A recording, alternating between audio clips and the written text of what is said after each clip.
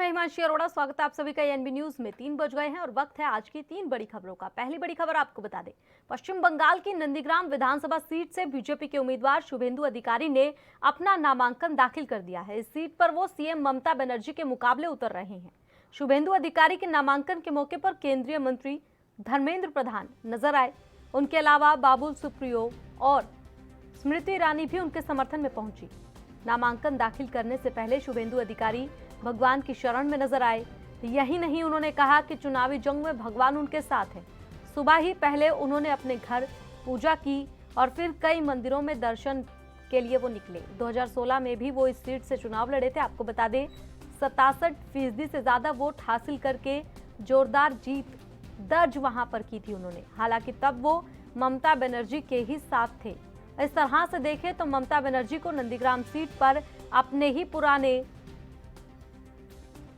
सिपह सालार से कड़ी टक्कर मिलने वाली है। पर्चा दाखिल करने से पहले शुभेंदु अधिकारी ने ममता बनर्जी पर हमला भी बोला और कहा कि राज्य में रोजगार के अवसरों की कमी है। बदलाव लाने के लिए हमें टीएमसी को हटाना ही होगा। टीएमसी एक प्राइवेट कंपनी में तब्दील हो चुकी है, जहां सिर्फ दीदी और भाईपो ही खुलकर बोल सकते हैं। इसके अलावा उनके समर्थन में आए केंद्रीय मंत्री धर्मेंद्र प्रधान ने कहा, 2 दिन पहले ममता बनर्जी ने कहा था मैंने नंदीग्राम में लाठी चार्ज का सामना किया था, लेकिन उस लाठी चार्ज में पहले लाठी शुभेंदु अधिकारी ने ही झेली थी।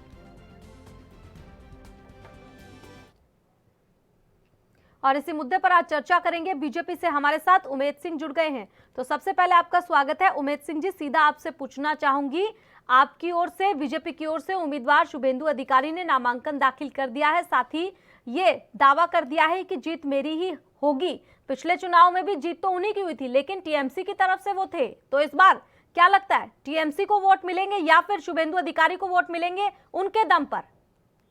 देखिए मैडम, शुभेंदु अधिकारी वहाँ का वेस्ट बंगाल के बहुत ही मजबूत और बहुत ही जनप्रिय नेता हैं और काफी समय से जो है वो पब्लिक में जुड़े हुए हैं। पब्लिक से उनका जो है उनका वो पहले भी इनके पुराना इतिहास देखिए तो उनका वहाँ पे बहुत अच्छी कोई टक्कर नहीं दे पा रहा था। और आज स्थितियां ये बन रही है कि वहाँ की जनता उत्साहित है, जनता खुश है। जनता ने उनको उनकी मांग किया, जनता ने जो है का देख किया, जिस तरह से उनकी खुशहाली देख के लगता है कि पहले से कहीं ज्यादा वोटों से आज वो चुनाव जीतेंगे। ये उनकी स्थितियां बता रही है। हमारे साथ सुमित मेहरोत्रा बने हुए हैं, सबसे पहले स्वागत है उनका। सुमित जी, सीधा सवाल मेरा आपसे यही रहेगा, शुभेंदु अधिकारी ने आज जो है नामांकन भरा और इस दौरान कहा कि टीएमसी एक सिर्फ और सिर्फ प्राइवेट कंपनी में तब्दील हो चुकी है, हालांकि वो पहले टीएमसी में ही थे। जो व्यक्ति आज अपने पुराने घर में कहते हैं कि ये टीएमसी एक कंपनी बन के रह गई है, तो वो पहले अब अपने घर में झांके ना कि जहाँ नए घर में गए हैं वो ने वहाँ पे कितनी तवज्जो मिलेगी नए घर में। और टीएमसी कोई एक घर कंपनी नहीं है, वो वहाँ पे सर्व धर्म की बात होती है, हिंदू मुस्लिम सिख ईसाई सबकी बातें होती हैं। और आज शुभेंदु अधिकारी वही शुभेंदु अधिकारी हैं जो पहले हिंदुओं को टीएमसी पार्टी में रह करके हिंदुओं को गाली बकते थे और आज वो हिंदू धर्म की बातें करने लगे हैं। ये चरित्र इनका वहाँ पे लोग देख चुके हैं, जान चुके हैं। इनकी विदाई होने का समय है। सुमित जी, राज्य में रोजगार की कमी है। रोजगार की कहाँ कमी है? रोजगार तो पूरे हिंदुस्तान में कम है। रोजगार की बातें तो माननीय मोदी जी ने 2014 के बाद से खूब करी है, खूब ढिंडोरा पीटा है कि 2 करोड़ नौकरियां हर साल देंगे। क्या मिली? क्या 100 रुपए पेट्रोल आज दिखने लगा है। जनता ये भी पूछेगी, 850 रुपए के गैस के दाम होगा, जनता ये भी पूछेगी। और युवा बेरोजगार हो रहा है, ये भी जनता से पूछेगी। तो ये कितना करेंगे काम? ठीक है उमेद सिंह जी, शुभेंदु अधिकारी तो साफ तौर पर कह रहे रोजगार की कमी है पश्चिम बंगाल में, लेकिन बात करें बाकी पूरे देश की, जहां पर भी बीजेपी की सरकार है, रोजगार की कमी तो हर जगह ही है। शुभेंदु अधिकारी जी की बातें कही है तो अभी उनके बारे में सुमित मेहरोत्रा ने बताया भी है। सुमित जी बड़ा बेबाक बोलते हैं। इन्होंने कहा कि वो पहले हिंदुओं को गाली देते थे जब टीएमसी में थे, तो टीएमसी गाली देना सिखाती थी अपनी पार्टी के लोगों को, और हो सकता है इनसे ही उठ करके वो निकले हैं। हम नहीं सिखाते। तो आज जो है यहाँ पे भाजपा में कोई किसी को गाली नहीं देता है और गाली गुप्ता कोई सीखता भी नहीं है। यहाँ पे केवल विकास का काम होता है और विकास के लिए ही पार्टी काम करती है। आज इनको नहीं मालूम है रेट का के रेट का क्या था। पहले भी ममता जी कांग्रेस में ही रही हैं और वहीं से गई हैं। अरे उनको कौन पता कहाँ होना रहे हैं, चाहिए सब कि तो क्या मालूम रेट है। था पहले। और ये कौन है, इसको थोड़ा सुमित को बताओ कि इसको थोड़ा सीखे कैसे बैठा जाता है, चैनल पे बोला कैसे जाता है। उमेश सिंह जी, आप हमें सुने। सिखाने की जरूरत नहीं है। तो चुपचाप बैठिए और आप आराम से अपना टाइम पे आप बोलिएगा, ठीक है। नहीं, हम बिल्कुल ये आप तो गलत अब बोलते हैं कि मैं इन्हें सिखाइए। आपको बहुत अच्छा उमेश सिंह प्रवक्ता जी, थोड़ा सा आप कायदे से बोलिए कि इन्हें सिखाइए, हमें सिखाने की जरूरत नहीं है। प्रवक्ता जी, आप पहले खुद बिल्कुल सीख के आइए कि किस तरीके से किससे बात करनी है।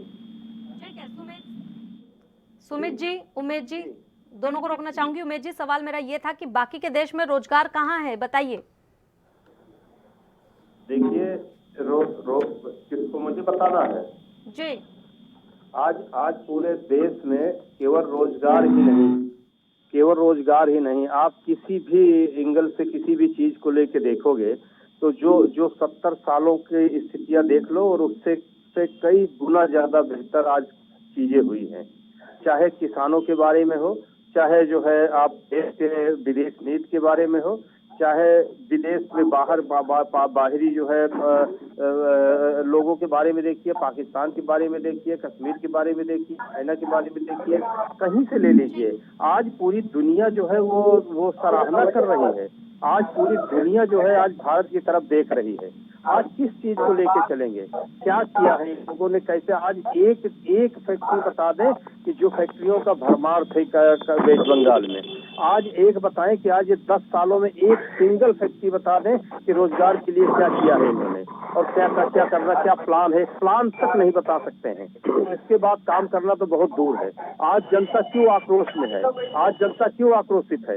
केवल बातें सुन करके, झूठ फुरा और गलत बोल करके कुछ नहीं होता है, दिखाना पड़ता है। भाजपा ने दिखाया है किसानों के लिए यूरिया कोटिंग कर करके, आज दिखाया कि कैसे होता है, ये अस्थायी हल कैसे निकलता है। किसान तो नंदीग्राम में ही कल महापंचायत कर रहे हैं और पहुंचे हुए वहां पर। ठीक है, वो पहुंचे हैं। मैं कहता हूं, मैं बार बार कहता हूं इसको कि किसान आज 85% जो गरीब किसान, सीमांत किसान और किसान है, वो निश्चित तौर पे आज खुश है, खुशहाल है और वो भाजपा के साथ है और पूरी तरह से समझ रहा है।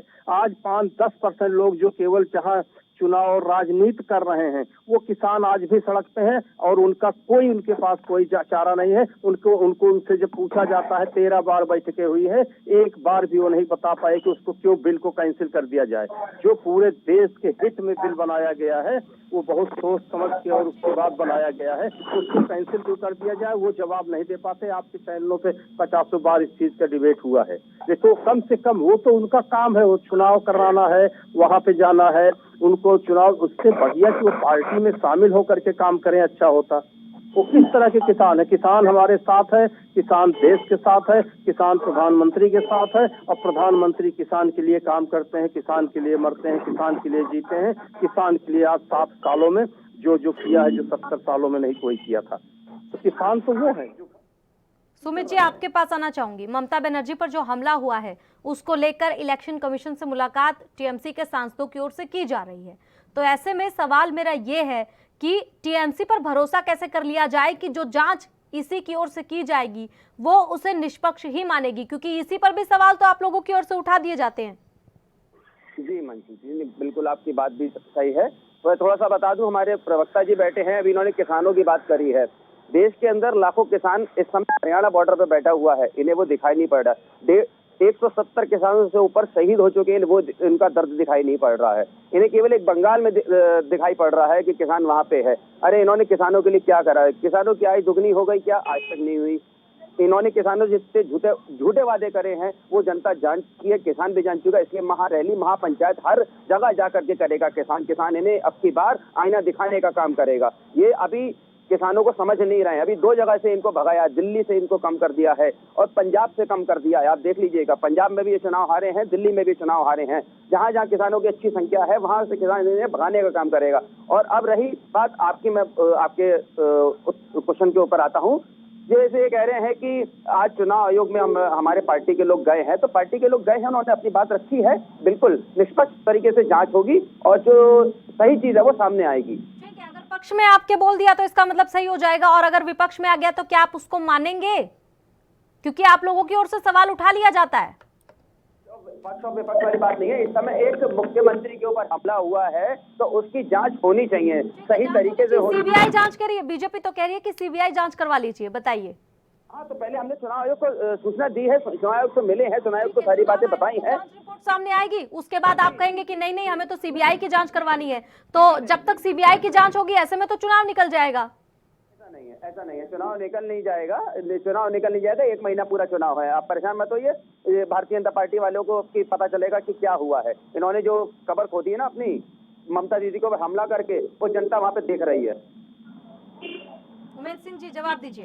देखिए, अब ये लोग बौखला गए हैं तो समझ नहीं पा रहे हैं कि हम बोल क्या रहे हैं और कर क्या रहे हैं। ममता दीदी खुद जो है बयान दिया है, खुद उन्होंने कल ही बयान दे चुके हैं, शायद इनको नहीं जानकारी होगी कि मेरे ऊपर हमला नहीं, मेरा दरवाजा, मैं दरवाजे पे खड़ी थी गेट पे और स्वागत के लिए, और दरवाजा बंद हुआ है, दबाव बना है और उससे हमारा पैर दब गया है। उनके बयान को सुने, उसको समझें, क्या उसमें बचा क्या है। वो तो खुद का उनका बयान है, वो बयान तो देखिए कल बयान दे चुकी हैं। तो इस तरह की बातें का, बाकी तो लोगों का जिस तरह से लोग किसानों के लिए जो यहाँ से 6,000 रुपए दिया गया सेंटर से, उसको दीदी ने उससे बैठ गई करके और किसानों को नहीं दिया। अभी भारतीय जनता पार्टी की सरकार जिस दिन आएगी, सरकार बनेगी 2 तारीख को, 2 मई को, ये पीछे तक का हिसाब जोड़ के किसानों को एक एक पाई दिया जाएगा। वो किसान केवल बंगाल के किसानों को देंगे या पूरे हिंदुस्तान के किसानों को देंगे? पूरे हिंदुस्तान के किसानों को मिलता है। उज्ज्वला योजना आई है तो पूरे हिंदुस्तान को मिला है। अरे झूठा वादा मत करिए, जनता सुन रही है, जनता सुन रही है, हिंदुस्तान के लिए काम करती है। अरे आप झूठा वादा कर रहे हैं, किसान इसीलिए आक्रोशित है। आज जिस तरह से बंगाल को लूट लिया, बंगाल को खोखला कर दिया, आज कोयला का तालिख लगा है, उसको धोइए 1 महीने पहले जनता के सामने, उसके बाद मैदान में आएगी, जनता बताएगी। कोयले का कालिख लग चुका है परिवार पे, उसको पहले साफ करिए। पहले आप अपने आए हैं और उसका चल रहा है। घर को देखिए, अपनी अभी ये सब चीजें नहीं होना चाहिए। आप चोरी होती है अभी जो है, पहले जनता के लिए। ठीक है सुमित जी, सवाल मेरा आपसे ये रहेगा, कल किसानों की नंदीग्राम में महापंचायत होने वाली है, फायदा उसका टीएमसी को ही दिखाई देगा, क्योंकि साफ तौर पर कहा गया है किसानों की ओर से बीजेपी को वोट ना दे और चाहे किसी भी पार्टी को दे, तो फायदा तो वहां पर टीएमसी को होने वाला है। ऐसे में बीजेपी की ओर से आरोप लगाया जा रहा है कि जो किसान आपने कहकर बुलाए हैं 3 स्टार होटल में, आप लोग उनको रखवा रहे हैं। हर किसान की इतनी क्षमता नहीं होती कि वो 3 स्टार होटल में रह पाए। ऐसा नहीं है मंजी जी कि किसानों को हमने बुलाया है। किसान का अपना एक ट्रेड है, अपनी उसकी पार्टी है, वो कर रहे हैं, वो लोग अपना काम कर रहे हैं, कोई हमारे पक्ष में काम नहीं कर रहे हैं। वो कह रहे हैं भारतीय जनता पार्टी को हटाना है, वो ये नहीं कह रहे हैं कि टीएमसी के लिए वोट करना है। भारतीय जनता पार्टी के लिए वो इसलिए कह रहे हैं कि उन्होंने बिल नहीं माने हैं किसानों, जो किसानों की बातें हैं भारतीय जनता पार्टी के लोग नहीं मान रहे हैं, ना मोदी जी मान रहे हैं। अगर वो हमारे पक्ष के लोग होते तो वो कहते टीएमसी को वोट करिए। हमारे आगे भारतीय जनता पार्टी का कहते कांग्रेस भी लड़ रही है, सीपीएम भी लड़ रही है, और भी पार्टियां लड़ रही हैं, तो वो उसके लिए भी कह रहे हैं कि आप बीजेपी को ना देकर किसी और को देखो। ये हमारे लिए नहीं कह रहे। अब ये तो फायदा किसी को होगा, ये देखा जाएगा ना, किसको फायदा होगा, किसको नुकसान होगा। चलिए ठीक है उमेश सिंह जी, फायदा भले किसी को, नुकसान सिर्फ बीजेपी का होने वाला है।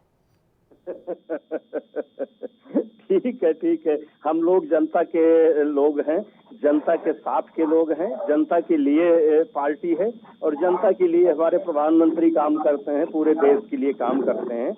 हम लोग उनके साथ खुश हैं, वो हमारे साथ खुश हैं। हमें बस इसी में खुशी है और यही चाहिए। जनता के लिए जो कुछ दिया गया है उसका एक एक पैसे, जितनी चोरी हुई है 10 साल में, वो कहीं से कोई छुप के जा नहीं पाएगा। निकलना शुरू हो गया है, चुन के जेल जाएंगे। ये पूरा बंगाल देखेगा, जो बंगाल सोनार बांग्ला था, वो दोबारा सोनार बांग्ला। चलिए ठीक है, समय का अभाव है, आप दोनों हमारे साथ जुड़े, आप दोनों का बहुत बहुत शुक्रिया। फिलहाल रुकेंगे एक छोटे से ब्रेक के लिए, लेकिन आप कहीं मत जाइएगा।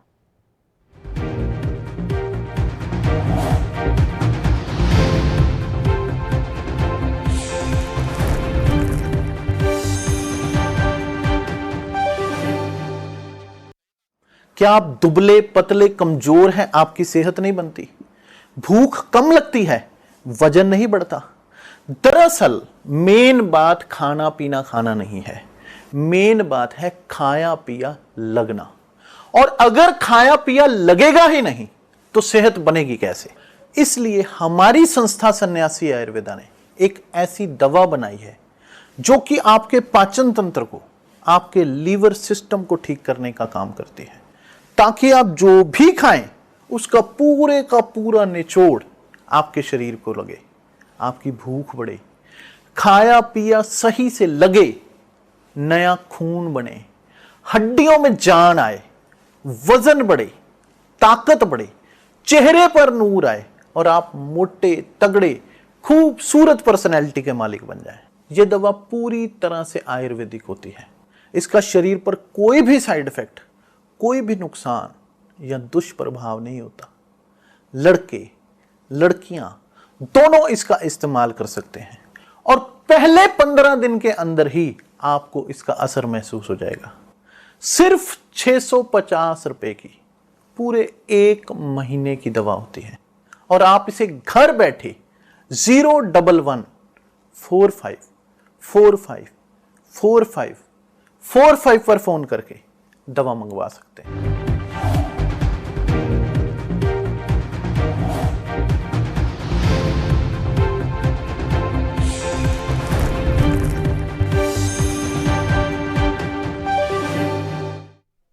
और ब्रेक के बाद आप सभी का फिर से स्वागत है। चलिए अब आपको बताते हैं दूसरी बड़ी खबर। उत्तराखंड में अगले साल होने वाले विधानसभा चुनाव को देखते हुए बीजेपी ने सत्ता और संगठन दोनों नेतृत्व में परिवर्तन कर दिया है। मुख्यमंत्री पद के चेहरे में बदलाव के बाद अब बीजेपी ने प्रदेश नेतृत्व को भी बदल दिया है।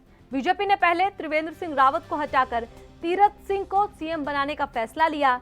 अब बीजेपी ने बंशीधर भगत की जगह हरिद्वार से विधायक मदन कौशिक को प्रदेश अध्यक्ष की कमान सौंप दी है। प्रदेश की त्रिवेंद्र रावत सरकार में शहरी विकास मंत्री रहे मदन कौशिक को बीजेपी ने प्रदेश संगठन का नया मुखिया बनाया है। कौशिक गुरुवार को अचानक दिल्ली पहुंचे थे। दिल्ली में उन्होंने राष्ट्रीय अध्यक्ष जेपी नड्डा, राष्ट्रीय महामंत्री बीएल संतोष, प्रदेश प्रभारी दुष्यंत कुमार गौतम समेत कई केंद्रीय नेताओं से भेंट की थी, जिसके बाद प्रदेश अध्यक्ष के पद के लिए उनके नाम पर मुहर लगी है। उत्तराखंड बीजेपी प्रदेश अध्यक्ष के पद से बंशीधर भगत की छुट्टी कर दी गई है। हालांकि बीजेपी ने सीएम चेहरे के तौर पर राजपूत की जगह राजपूत को चुना, तो प्रदेश अध्यक्ष के लिए ब्राह्मण की जगह ब्राह्मण समुदाय को ही तवज्जो दी है। इस तरह से बीजेपी ने जातीय बैलेंस बनाने की कवायद भी की है। बता दें कि उत्तराखंड के पूर्व सीएम त्रिवेंद्र सिंह रावत ने 4 साल पूरा करने के ठीक पहले ही सीएम की कुर्सी छोड़ दी थी। उन्होंने राज्यपाल बेबी रानी मौर्य से मिलकर अपना इस्तीफा सौंप दिया था। इसके बाद 10 मार्च को तीरथ सिंह रावत ने सीएम पद की शपथ लेकर उत्तराखंड की सत्ता संभाली है। कैबिनेट की भी शपथ कराएंगे। अभी हमारे पास दिल्ली से नाम आ जाएंगे, उसके बाद में मेरे ख्याल दोपहर के बाद में शपथ होगी। तो क्या समझ रहे हैं कि पुराने चेहरे रिपीट होंगे या नए को भी मौका मिलेगा? ये पार्लियामेंट्री बोर्ड बैठा है दिल्ली के अंदर, वो चर्चा कर रहा है, उसके बाद में हमें सूची देंगे, उनको सबको जोड़ा जाएगा। सर ये भी खबर आ रही है कि मदन कौशिक जी को जो है प्रदेश अध्यक्ष बना करके जो अध्यक्ष है उनको मंत्रिमंडल में शामिल करने की सभी संभावनाएं खुली हुई हैं। अभी मुझे और इस मुद्दे पर चर्चा करेंगे। बीजेपी से हमारे साथ उमेद सिंह बने हुए हैं, साथ ही कांग्रेस से लखपत पटोला हमारे साथ जुड़ गए हैं। सबसे पहले आप दोनों का बहुत बहुत स्वागत है। सीधा मैं आपके पास आना चाहूंगी। उमेद सिंह जी, क्या लगता है, पहले आपने मुख्यमंत्री को बदला, अब आपने प्रदेश अध्यक्ष को बदल दिया है, तो क्या लगता है इससे पार्टी की आगे की राह आसान हो पाएगी? अच्छा होता है जी। हाँ, हेलो जी। हाँ हिमांशु जी, ये पार्टी का अपना अधिकार होता है और ये होना चाहिए कि अगर कहीं से भी अगर थोड़ा सा कुछ ना कुछ है तो उसको जो है एक नया मुख्यमंत्री बना है और एक नया मुख्यमंत्री दिए हैं, तो ज्यादातर लोगों को मौका मिलना चाहिए। तो चाहे प्रदेश अध्यक्ष का पद हो, चाहे मुख्यमंत्री का पद हो, या चाहे किसी भी पद पर पे, अगर जहाँ पे लोगों को आप तो ऐसी बात करें, ज्यादा से ज्यादा मौका मिलना चाहिए। हर साल बदल दीजिए सीएम फिर।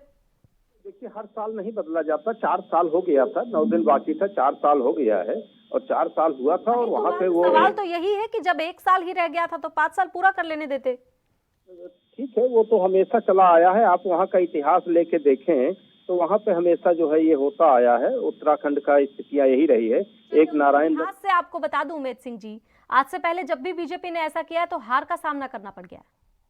देखिए, वो कोई जरूरी नहीं है, ऐसा नहीं होता है। ऐसा हार जीत तो होती रहती है राजनीति में। राजनीति में दो ही पहलू होता है, या तो हार होती है या जीत होती है, तो ये लगा रहता है। ऐसा कुछ नहीं कहा जा सकता कि हिमांशु जी की केवल बदल देने से हार हो जाता है। जनता में प्यार भावना होनी चाहिए। देखिए दिल्ली में भी वो नगर पालिका के चुनाव हुए थे, कैंडिडेट सब बदले गए थे, तो सारे सबके सब जीत के आए थे।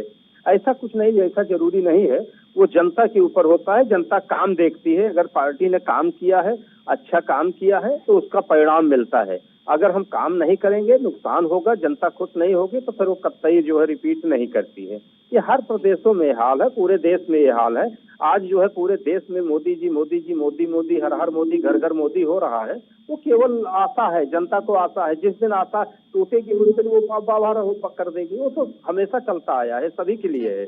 इस पे कभी किसी को नहीं सोचना चाहिए। और जनता जनार्दन है, जनता की खुशहाली के लिए काम करना चाहिए, जनता के हक में काम करना चाहिए, जनता के हित में काम करना चाहिए। वो तब जनता जो है आपके साथ खड़ी रहेगी और आपको जनता के साथ खड़ा रहना पड़ेगा। लखपत जी, आपके पास आना चाहूंगी, क्या लगता है बीजेपी की आगे की राह आसान होएगी? देखिए, बीजेपी ने मुख्यमंत्री बदल दिया है, प्रदेश अध्यक्ष बदल दिया है, और 2022 में इस प्रदेश की जनता इनको दोनों जगह से उखाड़ फेंकेगी।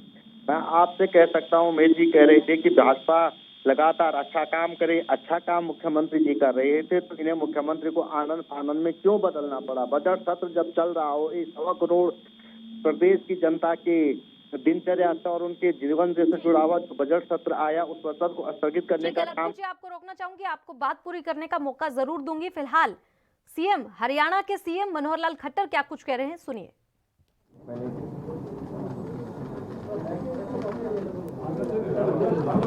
अच्छा, एक मेरे पास ये कॉपी है,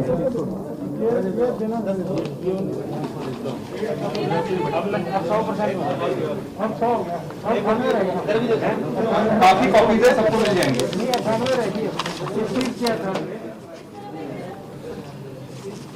तो मित्रों, 1,98,000 5 तारीख को ये बजट सत्र शुरू हुआ था। राज्यपाल महोदय ने अपना अभिभाषण दिया, जिसका 10 तारीख को मैंने नहीं 9 तारीख को उसका उत्तर दिया था। लगभग 1.25 घंटा वो था। 10 तारीख को फिर जब अविश्वास प्रस्ताव के समय 1.5 घंटा वो दिया था, और अभी आज भाषण में 2.5 घंटे आज हुए हैं, 2 घंटे 40 मिनट। तो अभी बोलो प्रेस कॉन्फ्रेंस कितने घंटे चलानी है? बस ये तो आप उसके ना जाना, नहीं, मैं आज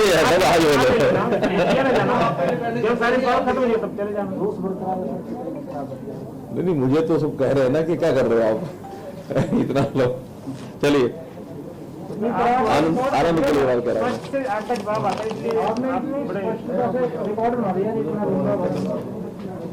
तो आज कुल मिलाकर के जो बजट प्रस्तुत किया गया है, इसका वैसे आप लोगों ने सीधा इसका प्रसारण भी सुना ही है, और अभी ये जो पुस्तिका ये दी गई है, ये भी एक सारांश है, उसी का ही बनाया है, और आप लोगों को ये भी उपलब्ध करा दिया है। अब इसके आज की बातचीत में 2 तरीके हो सकते हैं, तो मैं दोबारा से फिर उन सारी चीजों को रिपीट करूं, और एक ही हो सकता है कि सीधे ही जो आप लोगों तक बात पहुंची है उसमें से अगर आप शुरू करेंगे, किसी बात के बारे में कोई पूछना है, बताना है। एक सुझाव हमारे ये है सीएम साहब, पहले के थोड़ा सा ब्रीफ में आप मोटे मोटे बिंदु इसके जो आपको बजट बनाने के पीछे मकसद रहा वो बता। देखिए, तो बजट कोरोना का जो पीरियड था उसकी कठिनाई आप समझते हैं सारी। उसके बावजूद भी हमने जो पिछला बजट था उसमें 13% की वृद्धि की है। इस बार का बजट जो हमारा है 1,55,000 करोड़ रुपए का ये बजट हमने पेश किया है, और इसमें जो फिस्कल डेफिसिट होता है वो 3% की पहले सीमा रखी होती है। बीच में कभी कभी ज्यादा भी जाता रहा होगा, लेकिन हमने उस फिस्कल डेफिसिट को भी बढ़ने नहीं दिया है। बावजूद इसके कि हमारे रेवेन्यू भी कुछ ना कुछ कम हुए हैं, फिर भी इतने कम नहीं हुए जितने शुरू में एक अपेक्षा की जा रही थी कि 17,000 करोड़ रुपया रेवेन्यू कम हो गया। लेकिन अक्टूबर के बाद बढ़ना शुरू हुआ। अक्टूबर, नवंबर, दिसंबर, जनवरी, फरवरी, इसमें लगभग 10-11 हजार करोड़ रुपया रिकवर भी हो गया है। मतलब मार्च मिला करके 11,000 करोड़ कवर हो जाएगा, तो 5-1 हजार करोड़ रुपया उसका लॉस रहेगा। लेकिन कुछ खर्चे भी हमारे कम हुए और कुछ हमने सारी चीजों को सुधारा है, जिसमें से 8,585 करोड़, 8,500 जो हमको एक्स्ट्रा लोन लेने की एक सहूलत थी, जो पिछले बार डेट हमने प्रपोज किया था, उसमें से इतना हमने नहीं लिया। केंद्र सरकार ने एक नया प्रावधान दिया है कि इस बार उस लोन को आप आगे के लिए भी अपने जो प्रोजेक्ट्स हैं अगले साल में उसका उपयोग कर सकते हैं। पहले क्या होता था कि जितने बजट की प्रावधान शुरू में कर दिए जाते थे, बाद में किसी भी नए प्रोजेक्ट को शुरू करने के लिए उसको अगले रिवाइज्ड बजट में ही, एस्टिमेट्स में ही लाया जाता था। लेकिन अभी एक क्वेश्चन हमारे पास ये इस अकाउंट के माध्यम से हो गया 8,500 करोड़ का, कि हम कोई भी नया प्रोजेक्ट। तो उमेश जी और लखपत जी हमारे साथ जुड़े थे, उन दोनों का बहुत बहुत शुक्रिया। फिलहाल 3 बजे 3 खबर में इतना ही। आप देखते रहें ANB न्यूज। नमस्कार।